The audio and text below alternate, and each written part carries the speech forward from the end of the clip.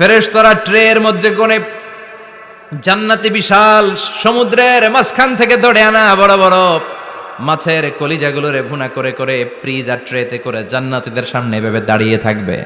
জান্নাতীরা ওখান থেকে মনের মতো খেতে শুরু করবে, ইচ্ছা মতো খাবে। অমনি যদি পাই, একটা যদি পাই, অমনি ধরে ওই ঘাপুস ঘুপুস শুরু হয়ে যাবে। তখন ঘাপুস ঘুপুস দেখা ফেরেশতারা বলবে আস্তে আস্তে খান, ঘাপুস ঘুপুস একটু কম করেন, সামনে আরো আছে আইটেম, আরো আছে। বিশাল বড় বানকিউট হলের ভেতরে এই পার্টিগুলো হবে, বারবিকিউ পার্টি, কাবাব পার্টি, ডিনার পার্টি।